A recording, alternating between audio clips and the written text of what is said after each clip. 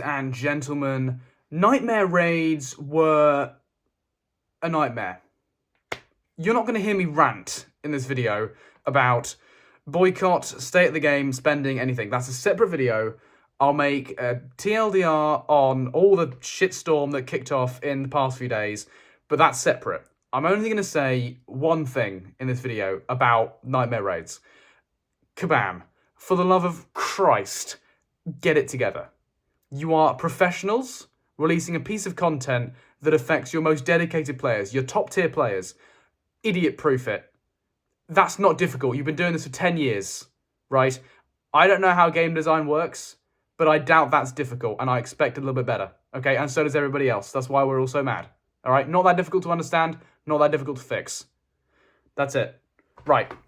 Luke Cage. The 7-star rank 4 version of Luke Cage still absolutely dominates in nightmare raids. No, he isn't Purgatory. She's kind of been running away with it, but he does absolutely fine. And today we are going to be going over 2 full damage cap runs against the Apocalypse boss, who has, certainly in my mind, made himself known as one of the hardest fights in the entire game. That shit was stressful. All right, let's get into it. So heading into this fight, the first thing you're going to see me do is bait a bunch of heavy attacks. I'm running the raid boost where whenever I punish one of his heavies or special attacks, I apply a weakness, and then for each weakness, whenever I complete one of his prompts, I gain some charges that count towards my damage ramp. So that's what I'm doing. Luke Cage is indestructible, going to soak up the first combo I take when he breaks my block. Nice detail in there. And now I've built up several weaknesses, I can bait out another SP1. Now, that was the key to this fight. Baiting out and specifically dexing his SP1 and SP2. Because if you don't do that, bad things happen. Taking the projectiles on the block, nasty. Because of the prowess and the attack rating and the block penetration, it's just nasty. It's just not okay, right? Taking it to the face, very often not an option. That's the only mistake I can afford in this fight, right? And Luke Cage's concussion, luckily, shut off the poison that would have been applied and would have ticked down on me.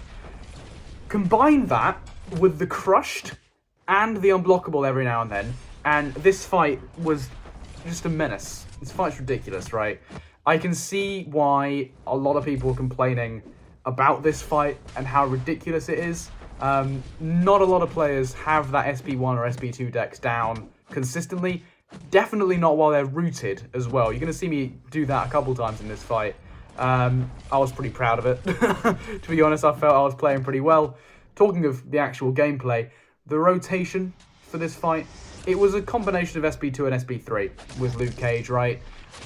The SP3 was the most important bit. I think in some other runs, I did the SP3 first, before the SP2. But the most important thing was you get that trauma off, and then suddenly you hit like an absolute freight train. That was a 3 million damage SP heavy attack. Absolutely enormous. The red damage from the trauma and the red damage from the raid boost combined to make Luke crit on his light attacks for over 1 million. Right. So Luke Cage is great, but Apocalypse, I can't get over this fight. Right. He crushes you sometimes. I don't even know what the trigger is for that. And every 4% he goes indestructible and unblockable. And while you're crushed, his dash attacks are unstoppable. So you can't block and you can't intercept. And he roots you, and you can see, I'm not going to go over exactly how to dex his specials, but if I had to give one piece of advice to this video, it's dex the projectiles early. Earlier than you think you need to, because if you do it at the time they come at you, you're going to get smacked by the last one. You need to get ahead of the curve. Dex the first one early, you can see. I'm dexing quite early there. And that gives me time to dex the other 2 projectiles, right? That's the most important piece of advice. But anyway, if I survive dexing these SP1s, you can see Luke is hitting for numbers, and we hit damage cap.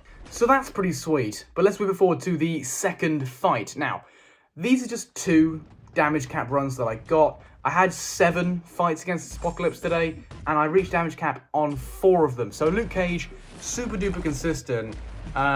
These are just 2 examples of him working very, very well. And actually that reminds me of quite a funny comment I had in my last Luke Cage video. He said that Luke Cage is like a Toyota Hilux.